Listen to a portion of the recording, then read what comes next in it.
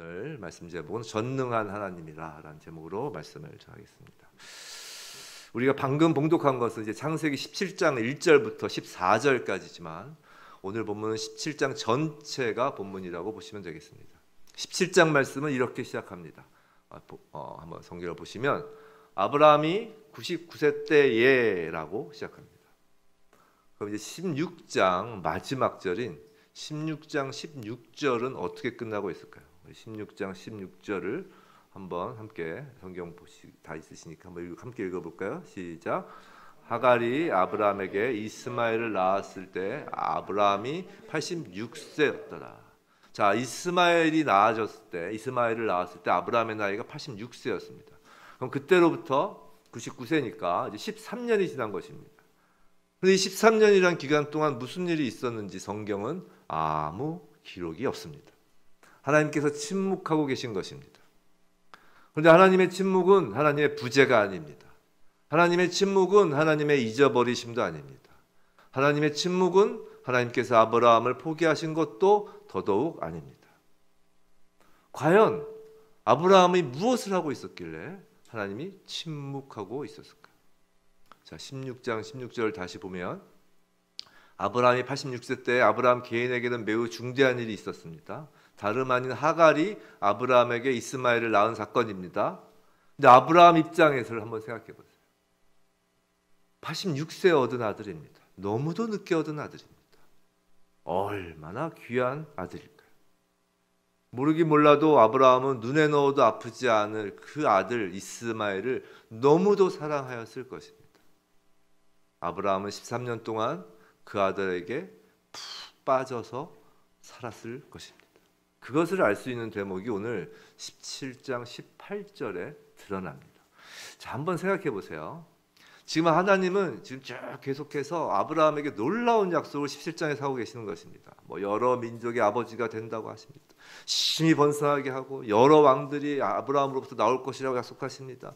거류하는 가나안 온 땅을 영원한 기업이 되게 할 것이라고 하십니다. 온갖 좋은 말씀, 좋은 약속은 다 하십니다. 그런 놀라운 약속을 하시는 하나님 앞에서 아브라함의 반응은 이렇습니다. 17절 18절 보세요. 아브라함이 엎드려 웃으며, 그죠? 마음속으로 이르되 100세 된 사람이 어찌 자식을 낳을까? 사라는 90세니 어찌 출산하리요 하고. 18절을 한번 같이 읽어볼 거야. 시작. 아브라함이 이에 하나님께 이스마엘이나 하나님 앞에 살기를 원하나이다. 자, 이게 무슨 말인가? 하나님은 온갖 약속을 지금 하고 계시는데 아브라함은 아이고 우리 부부가 어떻게 이렇게 나이가 들었는데 어떻게 아들을 낳나요? 괜찮습니다. 아예 안 이루셔도 됩니다. 이스마엘이나 하나님 앞에 살기를 원합니다. 즉 이스마엘이면 충분합니다 라고 아브라함이 말하는 것입니다. 13년 동안 이스마엘을 키우면서 아브라함은 아이가 그 자라는 모습을 보면서 충분히 만족한 것입니다. 하나님은 사레에게서 언약을 자손을 주시겠다고 하시지만 사레를 통해서 아브라함은 자기식으로 판단하고 있었습니다. 어차피 내 혈육인데, 그렇잖아요. 어차피 내 혈육인데 무슨 상관이 있겠냐 싶은 것입니다. 이 나이에 새로 나와서 키운다고 아이고 됐습니다 라고 하는 것입니다. 하나님께서 약속하신 아들은 지금 아브라함의 눈앞에 없습니다. 하나님의 눈에 보이지 않는 먼 미래와 같은 약속보단 지금 눈앞에 보이는 너무나 귀여운 내 아들 이스마엘이 중요한 것입니다. 이스마엘은 눈에 보이고 하나님의 약속의 언약의 아들은 눈에 보이지 않습니다. 하나님의 능력, 하나님의 말씀과 상관없이 이스마엘에게 푹 빠져 살아온 13년은 성경에 기록될 필요가 없는 기간인 것입니다. 눈에 보이는 것이 중요하고 눈에 보이는 것으로 충분한 아브라함이 성도 여러분 바로 우리의 모습 아닌가 말입니다. 하나님의 언약, 하나님의 말씀 다 됐고요. 이 정도면 충분합니다 라는 것이 우리의 모습이 아닌가 말입니다.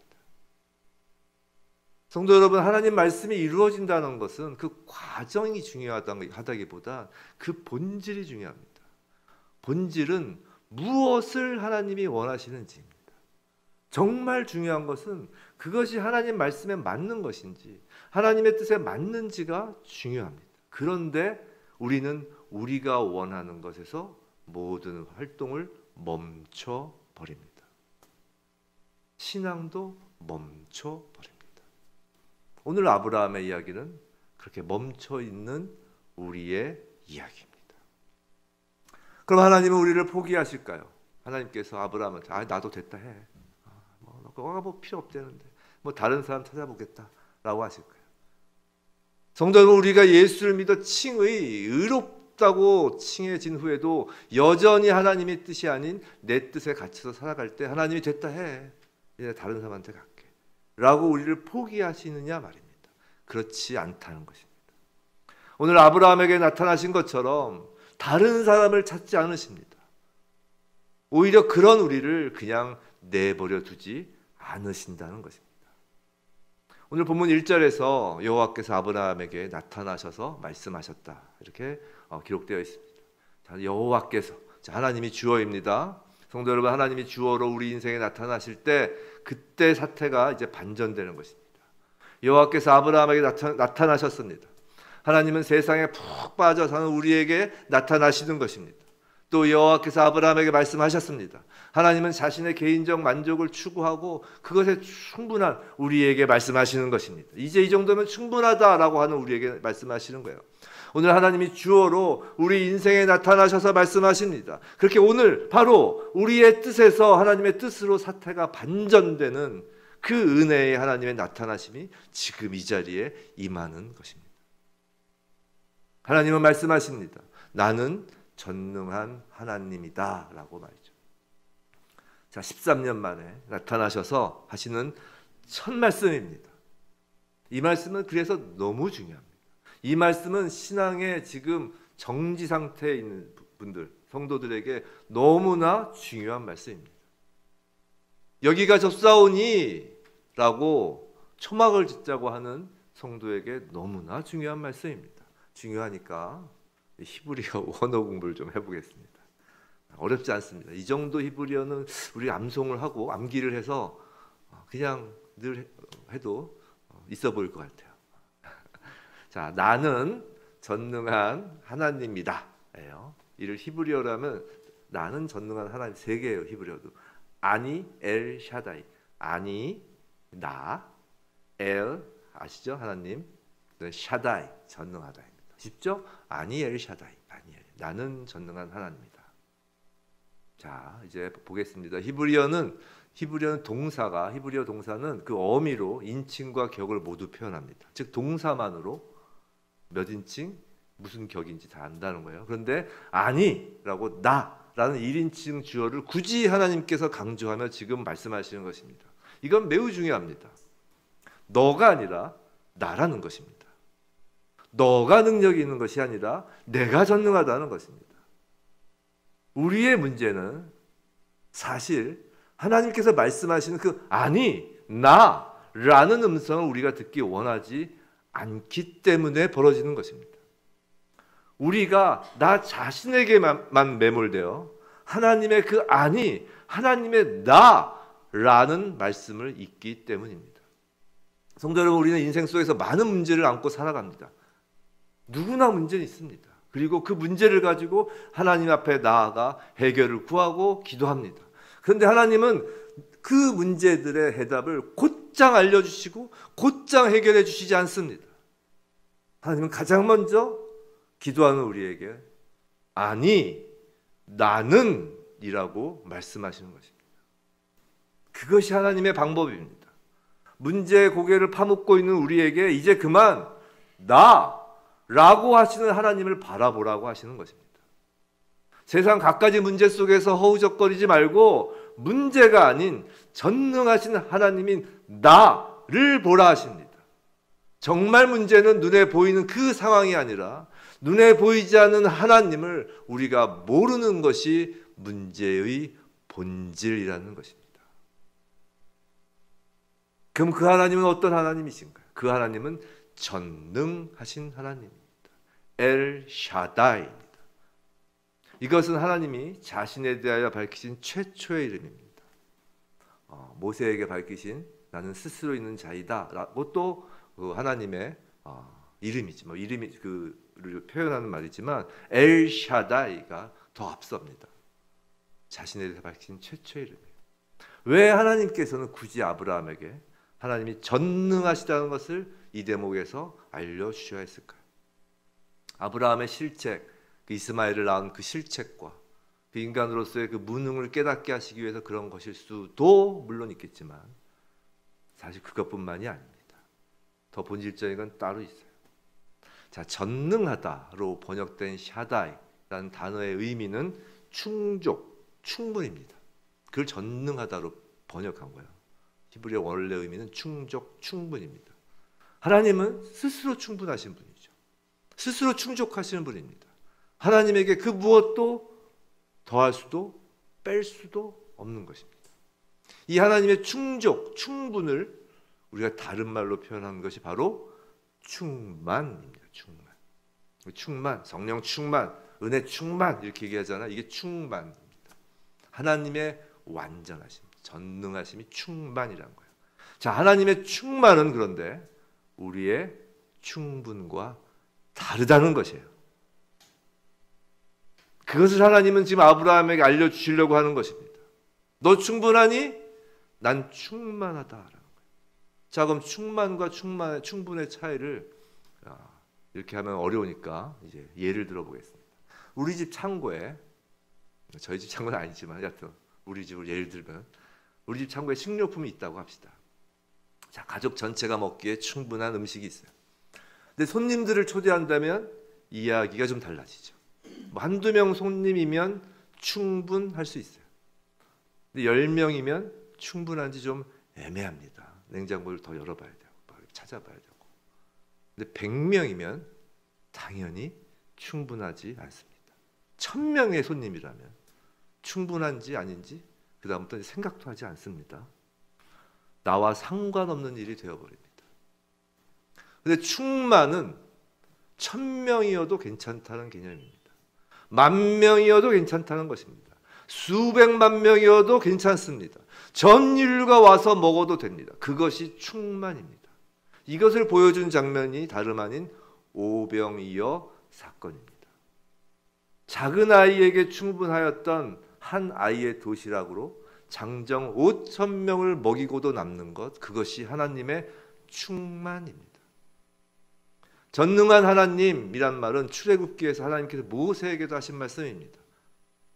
하나님은 아브라함의 충분함으로 만족하지 않으십니다. 아브라함에겐 자신의 혈육을 이어갈 이스마엘로 충분하였지만 하나님은 그렇지 않다는 것입니다. 모세는 40년 동안 미디아 광야에서 양을 치면서 이제 무탈하게 양이나 치며 사는 것으로 이제 충분하다고 여겼을 수 있지만 하나님은 모세에게 그것으로 만족하지 않으신다는 것입니다. 하나님은 아브라함에게도 모세에게도 하나님의 충만을 원하십니다. 하나님은 지금 우리에게도 하나님의 충만을 원하시는 겁니다. 아브라함 안에 열국을 심고 모세 안에 이스라엘 민족 전체를 심는 그 충만함이 하나님의 뜻이었던 것입니다. 성도 여러분, 하나님은 오늘도 우리에게 나타나셔서 말씀하시는 것입니다. 나는 전능한 하나님이라, 아니 엘샤다이, 이 말씀을 하시는 하나님을 만나시기 바랍니다. 하나님의 충만함이 우리 삶에 임하기를 축원합니다. 우리의 충분, 우리의 만족 정도에서 멈추는 믿음이 아니라 하나님의 충만까지 우리의 믿음이 다다르길 주님의 이름으로 축원합니다. 그렇다면 전능하신 하나님께서 우리에게 원하시는 것은 무엇일까요? 그것은 이제 1절 후반부입니다. 너는 내 앞에서 행하여 완전하라가 하나님이 아브라함에게 원하시는 것입니다. 근데 여기서 완전하라로 번역된 히브리어는 타밈이라는 단어인데, 이는 하나님께 바치는 제물로 사용되는 흠이 없는 동물을 표현할 때 쓰는 말입니다. 근데 우리가 흠이 없을 수 있나요? 그렇지 않습니다. 하나님이신 예수 그리스도 외에는 어느 누구도 흠이 없을 수 없습니다. 우리에게는 엄청 부담이 되는 말씀이에요. 그래서 무엇을 어느 정도 완벽하게 해내야 한단 말인가요? 무엇을 그렇게 완벽하게 해놔야 하나님이 받으신단 말인가요? 그런데 하나님께서는 우리에게 완전해질 수 있는 방법을 오늘 알려주십니다. 1절을 다시 보면 너는 내 앞에서 행하여 완전하라입니다. 내 앞에서 행하여로 번역된 히브리어를 직역하면 내 얼굴 앞에서 걷다입니다. 행하여, 말 그대로 단일 행자잖아요. 맞아요. 히브리어도 걷다예요. 걷다. 자, 우리가 완전해질 수 있는 것은 우리가 무슨 대단한 수련을 해서도 아니고 인격적으로 칭찬받을 만큼 고귀해져서도 아닙니다. 하나님 앞에서 걷는 것만이 완전할 수 있는 길인 것입니다. 무슨 특별한 일을 해서 완전해지는 것이 아니라 어떤 일을 하더라도 하나님 앞에서 하는 것처럼, 즉 하나님을 의식하고 사는 것이 완전한 것입니다. 성도 여러분, 나는 전능한 하나님이라 너는 내 앞에서 행하여 완전하라. 이 말씀이 하나님과 인간의 관계를 한 구절로 정의 내린 말씀입니다. 하나님과 인간의 관계는 하나님 편에서 충만함을 인간에게 내려주시고 인간 편에서는 하나님 앞에서 행하여 완전한 것입니다. 이것이 성경 전체에서 말하는 하나님과 우리의 관계입니다. 그리고 그 하나님은 전능함과 그 완전함을 언약이라는 보자기에 이렇게 담으시는 것입니다. 반드시 이루어지는 하나님의 언약 안에서 하나님의 충만이 우리에게 임하며 언약 안에서 우리의 완전함이 이루어진다는 것입니다. 자, 하나님은 이것을 좀 더 쉽게 이제 아브라함에게 말씀하십니다. 아직 좀 추상적이죠. 이제 아주 구체적으로 하나님이 아브라함에게 말씀하시는 거예요. 먼저 전능하신 하나님, 즉 하나님의 아브라함을 향한 충만에 관한 말씀입니다.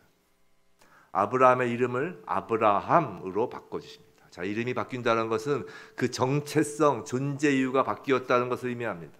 아브람은 이전 이름은 존귀한 아버지라는 의미입니다. 즉 자녀들, 가족들로부터 존경받는 아버지예요. 사실 우린 그것으로 충분합니다. 사실 자녀에게 존경받는 것도 참으로 어려운 일이기 때문에 자녀에게 존경받는 아버지가 정말 부럽습니다. 그것으로도 충분합니다. 아브라함도 그것으로 만족했습니다. 그런데 아브라함으로 이름이 바뀝니다. 아브라함은 열국의 아버지라는 뜻입니다. 여러 민족의 아버지라는 것입니다. 이름대로 아브라함은 믿음의 아버지로서 하늘의 별과 바다의 모래같이 많은 믿음의 후손들, 민족들의 조상이 되었습니다. 우리는 그저 나만, 내 가족만 생각하며 만족할 존재가 아닌 것입니다. 우리 역시 하나님의 자녀로 신분이 바뀌었습니다. 그리스도인은 이 땅에서 그저 잘 먹고 잘 사는 것 정도로 만족하는 것이 아니라 하나님의 충만하심을 받아 하나님의 지극히 크신 계획에 이제 편입된 존재입니다. 전능하신 하나님을 만난 우리는 이 땅에 하나님 나라 임하는 그 위대한 하나님의 뜻이 우리의 소명이 되는 다름 아닌 천국 가족이 된 것입니다. 하나님은 사레의 이름도 사라로 바꿔주십니다. 사레는 공주란 뜻인데 사라는 왕후라는 뜻입니다. 아브라함이 열국의 아버지이기 때문에 이제 열국의 어머니가 되는 왕후인 것입니다. 성도 여러분, 아브라함이 뛰어나서가 아닙니다. 사라가 무언가 하나님을 위해서 잘한 것이 있어서도 아닙니다. 그 부부는 하나님이 그 언약을 자기 식대로 해석해서 언약의 아들이 아닌 육체의 아들을 갖고자 한 사람들이었습니다. 그럼에도 불구하고 그들에게 먼저 하나님이 나타나셔서 그들에게 하나님의 전능함을 부어 주십니다. 그토록 사랑하십니다.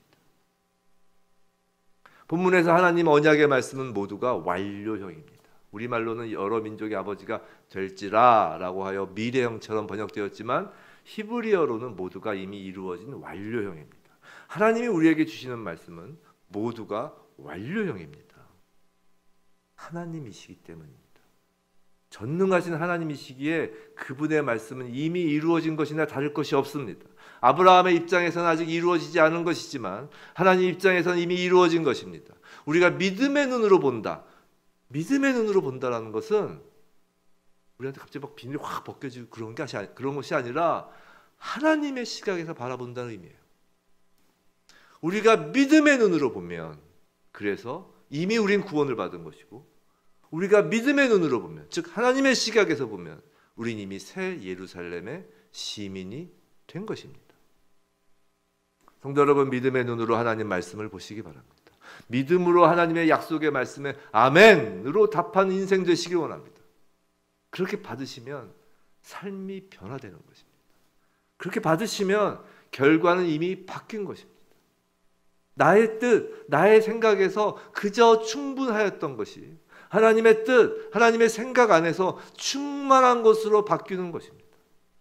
내가 나를 위한 존재가 아니라 내가 하나님 나라를 위한 존재로 바뀌는 것입니다. 세상을 바꾸는 존재가 바로 저와 여러분인 것입니다. 오늘 본문에선 이름이 하나 더 나옵니다. 19절에 나오는 이삭이에요. 이삭이란 이름의 뜻은 이제 성경 풋노트를 보시면 웃음이라고 나옵니다. 17절에서 아브라함은 하나님께서 아들을 주실 것이라는 그 말씀에 속으로 웃었었죠. 그 웃음은 허탈한 웃음이었습니다. 그런데 하나님은 그 허탈한 웃음을 참된 기쁨의 웃음으로 바꾸어 주십니다. 이삭이란 웃음의 이름으로 말이죠. 그리고 그 웃음은 단순히 아브라함만의 웃음이 아닙니다. 언약의 아들의 후손으로 오실 예수 그리스도로 인하여 웃게 될 전 인류의 웃음입니다. 우리의 웃음이 됩니다. 나를 위해 죽으시고 부활하신 예수님 때문에 우리가 웃는 것입니다. 우리의 웃음은 그저 세상에서 잘 되고 잘 먹고 잘 살아서 웃는 그런 웃음이 아닙니다. 참된 웃음은 예수로 인하여 웃는 것입니다. 오직 아브라함의 믿음의 후손인 그리스도인만이 항상 기뻐할 수 있는 것입니다. 그리고 우리를 통해 그 참된 웃음이 세상에 전하여지고 다음 세대에 전하여질 것입니다. 그것이 충만한 하나님 나라의 기쁨입니다. 그것이 충만한 하나님 나라의 웃음이 되는 것입니다. 부디 예수 그리스도로 인한 우리의 기쁨과 웃음이 우리를 통해 많은 이들의 기쁨, 웃음이 되길 주님의 이름으로 축원합니다. 자, 여기까지가 하나님의 언약의 보자기에 담긴 우리에게 주신 하나님의 충만함입니다. 자, 그럼 언약의 보자기에 또 하나가 담겼다고 했죠. 이제 우리 편에서 완전함, 하나님 편에서의 충만함, 우리 편에서 이제 완전함이 언약의 보자기에 담겼다는 거예요. 즉 하나님 앞에서 행하여 완전하라는 말씀의 구체적 내용이 언약 안에 담겨 있다는 것이죠. 그것이 오늘 본문에서의 할례입니다. 자, 할례는 교회를 좀 오래 다니신 분은 다 아실 거예요. 할례는 생명은 사람의 힘이 아닌 하나님께 달려 있다라는 것을 의미하는 것입니다. 그래서 나 자신은 죽이고 오직 하나님만 의존하며 살겠다라는 표식이에요. 그래서 할례는 이스라엘 백성이 홍해를 건너 물에서 건짐을 받아 다시 살아났다는 것과 이게 연관이 되는 거예요. 이집트에서 홍해를 건너면서 죽고 이제 새로 태어났다. 이건 요새 기독교식으로 얘기하면 세례로 이어지는 것입니다. 즉 할례, 홍해 건너는 사건, 세례가 다 하나예요. 세상 속에서 살던 나는 죽고 애굽에서 살던 나는 죽고 하나님의 자녀로 거듭났다라는 표식입니다. 근데 이렇게 말해서는 솔직히 할례, 세례의 의미를 머리로만 알고 실감나게 알기는 어렵습니다. 자, 할례, 세례. 오늘 본문에서 하나님 앞에서 행하여 완전하라는 의미를 실감나게 보여주는 장면이 성경에 있습니다. 이게 다름 아닌 여호수아서 5장입니다. 여호수아서 5장이에요. 자, 이스라엘 백성이 이제 설명을 드릴게요. 그걸 다 읽기엔 너무 많고 5장 내용을 길갈에서 할례받는 장면인데 이런 거예요. 이스라엘 백성이 광야에서 40년을 지내죠. 자, 가나안 땅에 이제 들어갑니다. 요단강을 건너서 가나안 땅으로 들어가요. 첫 전쟁을 앞둔 그 장면이 여호수아서 5장, 6장 그 장면이에요. 자, 여호수아의 지휘로 이스라엘 백성은 요단강을 건넜습니다. 그리고 이제 난공불락으로 알려진 여리고성 근처 길갈에 이제 진을 칩니다. 근데 그 길갈에서 느닷없이 하나님께서 여호수아를 통해 이스라엘 백성들에게 할례를 행하라고 하시는 것입니다. 지금 이스라엘 백성은 처음에 애굽에서 나왔던 1세대가 아니라 광야 2세대에 이어서 아직 할례를 행하지 않았던 것입니다. 그 시기 요단강은 1년에 한 번 강이 범람하는 때입니다. 왜 그 광야에서 할례를 못했냐? 그 길에서 길 가는 중이잖아요. 하나님이 언제 떠나실지 모르잖아요. 불기둥과 구름기둥으로. 그러니까 할례 받고 누워 있을 수가 없는 거예요. 언제 하나님 움직이실지 모르니까. 그래서 광야 세대들은 할례를 못 받은 거예요. 이제 요단강을 건넜는데 그 요단강은 지금 그 성경을 보시면 아시겠지만 이제 그 범람하는 때예요. 범람하는 때. 그 계절이. 자, 이제 생각해 보세요. 할례를 하면 우리 남성분들 아실 거예요. 군사력은 완전히 제로가 되는 것입니다. 장정 군인들이 이제 어린아이가 되는 거예요. 아무런 힘을 쓸 수가 없는 것입니다. 한 일주일에서 열흘 그냥 애가 되는 거예요. 자, 아픈 여리고 성들이 중무장을 하고 있습니다. 뒤에는 요단강이 있습니다. 그 사이에서 이스라엘은 지금 텐트 치고 할례를 행하는 것입니다. 누워 있는 거예요. 이건 누가 봐도 미친 짓입니다. 여호와의 명령이니 여호수아의 명령이니 거부할 수도 없었을 것입니다. 여호수아가 하나님께 받아서 명령하는데 여호수아가 누군가요? 모세를 이은 후계자잖아요. 어디 그 앞에서 거부를 해요. 자, 이 장면을 여리고성 막루에서 보는 적들도 매우 의아했을 거예요. 그죠? 이스라엘 진영에 남자들이 전혀 보이지 않는 거야. 여자들만 왔다 갔다 합니다. 아주 뭐 8살 아주 깐난 애들만 뭐 이렇게 우는 소리만 들리고 그냥 여자들만 남자들이 없어요. 그러니까 그 여리고성에는 적들은 그랬겠죠. 도대체 무슨 함정이 있나? 이게 뭐지? 그래서 그냥 성 안에서 그 장면만 보며 궁금했던 것 같습니다. 그러니까 치러 내려오지 않죠.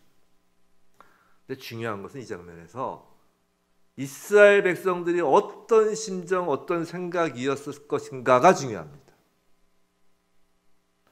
이것이 하나님 앞에서 행하는 것이 무엇인지에 대한 대답입니다.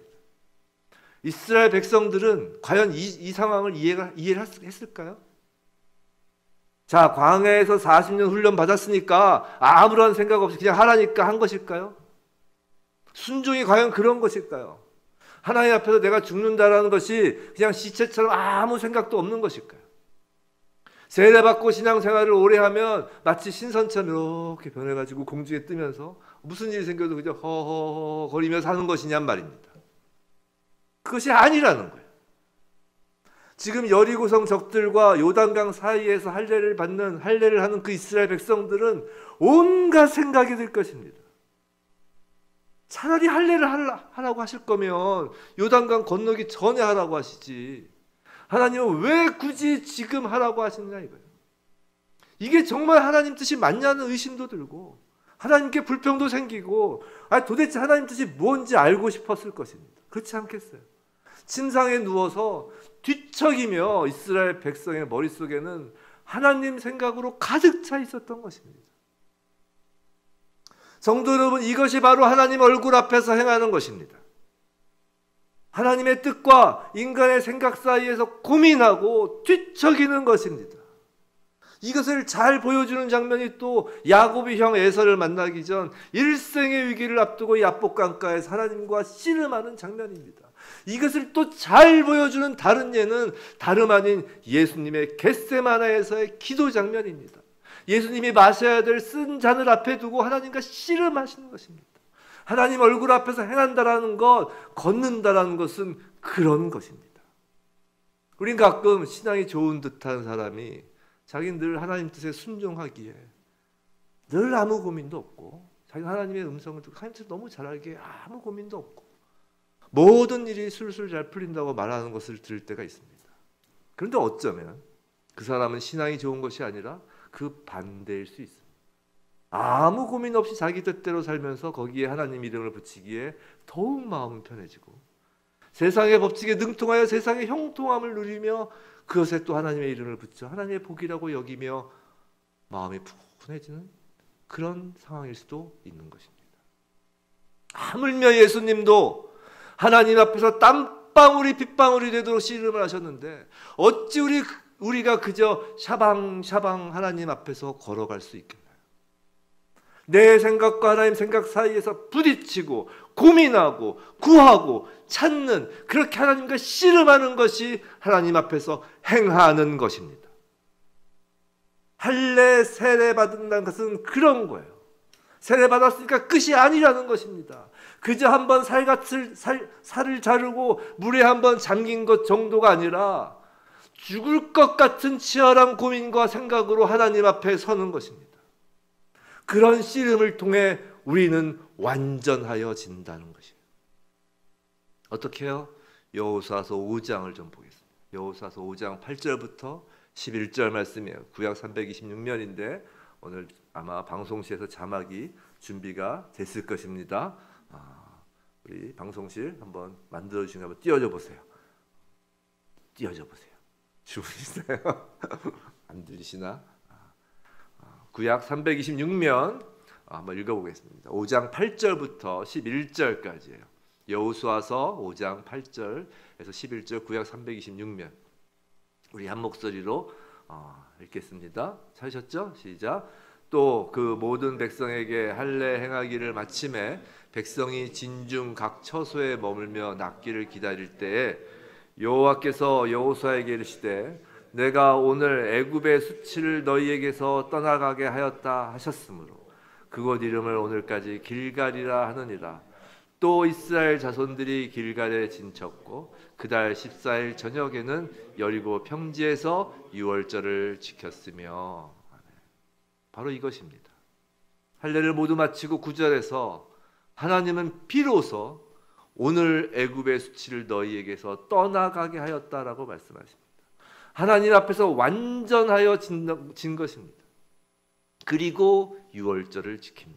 우리로 치면 예수 그리스도 어린 양의 그 유월절, 예수 십자가의 길을 따라가는 것입니다. 성도 여러분, 이제는 오늘은 하나님께서 성령으로 우리 안에 오시는 때입니다. 그리고 성령으로 말씀하십니다. 성부 하나님, 성자 하나님과 마찬가지로 성령 하나님은 하나님이십니다. 이제 일회성이 아니라 언제나 우리를 만나주시고 언제나 우리에게 말씀하십니다. 나는 전능한 하나님이라 라고 말입니다. 성령으로 하나님의 충만함을 받는 저와 여러분이길 원합니다. 또한 성령이 내 안에 계심으로 하나님 얼굴 앞에 우리는 언제나 서 있는 것입니다. 그 앞에서 언제나 걷는 것입니다. 우리가 고민하고 하나님의 뜻을 알고자 발버둥을 치는 것, 의구심을 갖고 어떤 때는 불평도 하는 것도 모두 성령이 내주하신다는 증거인 것입니다. 성령이 없으면 그것을 못합니다. 내 삶 속에서 내 생각이 아니라 하나님과 씨름하면서 어떻게든 하나님 뜻에 맞추고자 침상을 뒤척일 때 하나님은 우리를 향해 완전하다라고 하시는 것입니다. 그리고 참된 완전하신 그 예수의 길을 걷게 하시는 거예요. 만물이 그 안에서 충만한 예수를 따르는 것입니다. 부디 나는 전능한 하나님이라 너는 내 앞에서 행하여 완전하라는 오늘 하나님 말씀이 그대로 이루어져 나의 충분이 아닌 하나님의 충만을 누리며 나의 생각이 아닌 하나님의 뜻으로 걸어가는 저와 여러분이길 주님의 이름으로 축원합니다.